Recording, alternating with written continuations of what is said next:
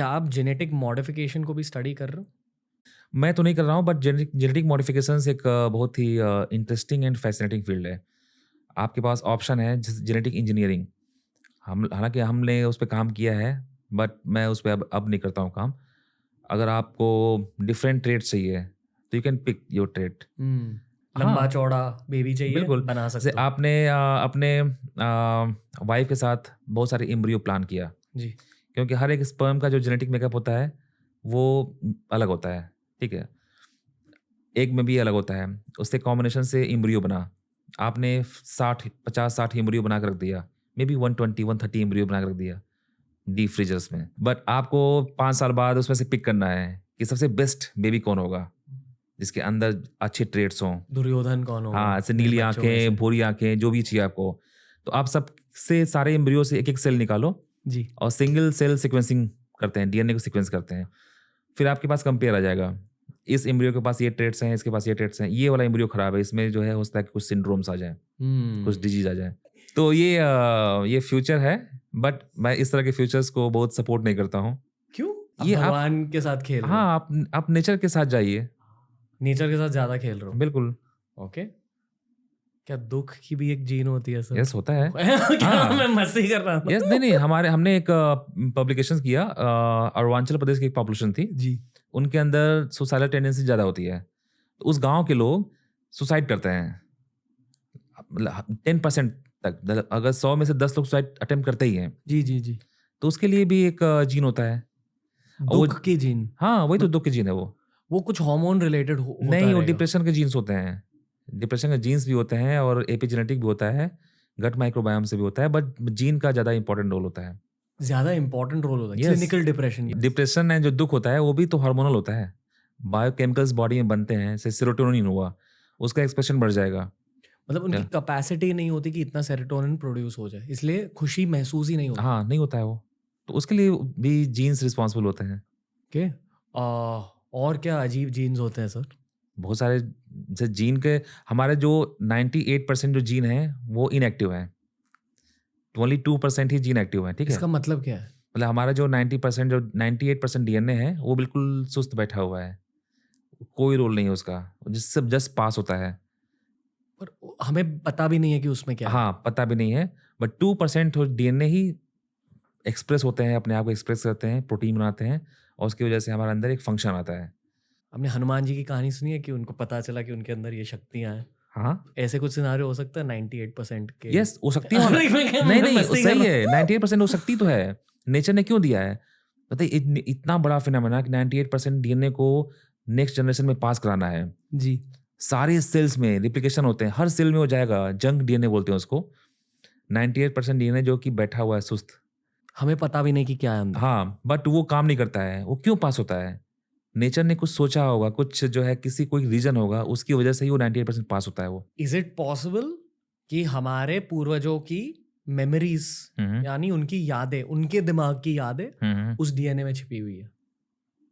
देखिए, डीएनए में तो डीएनए एक मार्कर है, जो आपके पास्ट इन्फॉर्मेशन को लेके चलता है, कंटीन्यूअस चलता रहता है। एज इन आपके पापा का नाक आपके नाक की तरह होगा, यस, ये होता है हाँ, आपके डीएनए में। यस। और उनके पापा का और नाक। डीएनए में सारी इन्फॉर्मेशन, सारा कोड वर्ड्स हैं उसमें तो, सब कुछ छुपा हुआ है। ओके। आप जा सकते हो 1000 जनरेशन पहले तक जाके देख सकते हो कि आपके एंसेस्टर्स या जो पूर्वज रहे होंगे, कौन रहे होंगे। ये सारी पावर है। बेसिकली अगर ये टेक्नोलॉजी से कंपेयर किया जाए, कंप्यूटर में बिट्स और बाइट्स होते हैं, हुँ, जिसकी हुँ। वजह से कंप्यूटर में स्टोरेज होता है।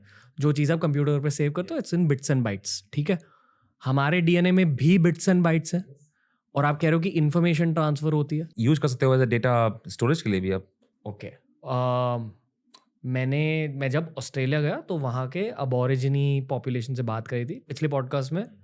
मैंने कहा कि जैसे कि हम कहते हैं ना कि यार ब्रिटिशर्स ने इंडिया को लूटा, ये किया वो किया, ब्रिटिशर्स ने वहाँ जाकर उनके पूरे सिविलाइजेशन को नष्ट कर दिया था। हाँ, उनको क्लासिफाई किया एज फ्लोरा एंड फौना। उसका ये मतलब है कि मान लो वहाँ से कोई ब्रिटिश शिप आई, तो जो भी गोरे थे उनको एक पास दिया गया कि ये जो लोग हैं ना यहाँ के आदिवासी, इनको आप जानवर की तरह ट्रीट कर लो और मार दो अगर चाहिए, जो चाहिए कर लो उनके साथ।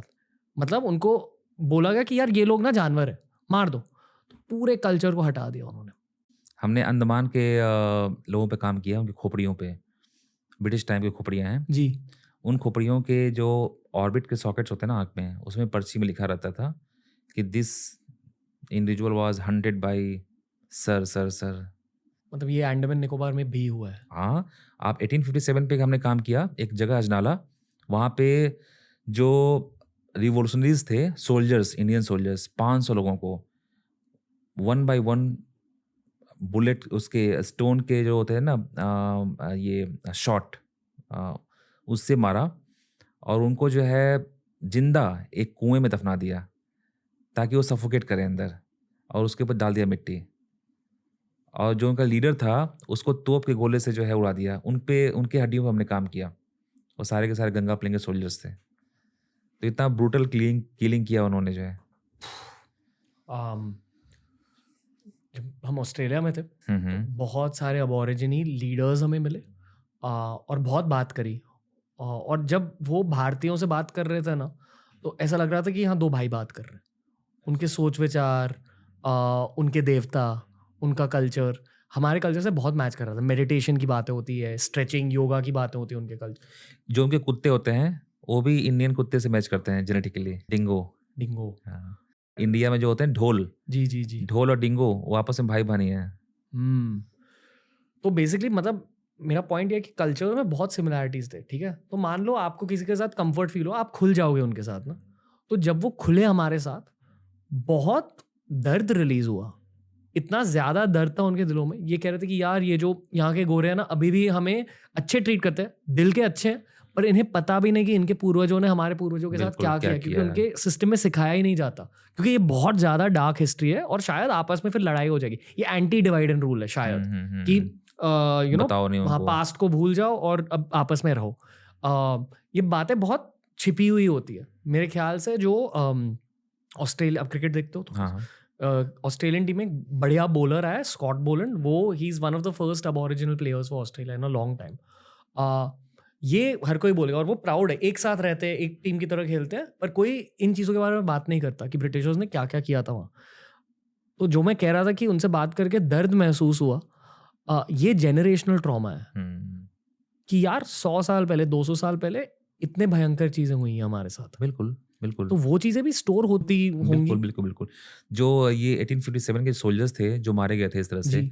उनके जो फोर्थ जनरेशन है वो जो रह रहे हैं ब्रिटेन में एंड यूएस, मोस्टली ब्रिटेन में, वो अगर उनको भी ट्रॉमा फील होता होगा कि अगर उनको चले पता कि उनके ग्रेट ग्रैंड फादर को ऐसे मारा गया था। लिटरली ये बहुत ही डार्क हिस्ट्री है, बट मैं इसको भूल जाना ही अच्छा समझता हूँ क्योंकि just for the humanity shake. पर क्या जेनेटिक्स में इसका रोल रहता है? आपको लगता है कि जीन्स अफेक्ट होते होंगे?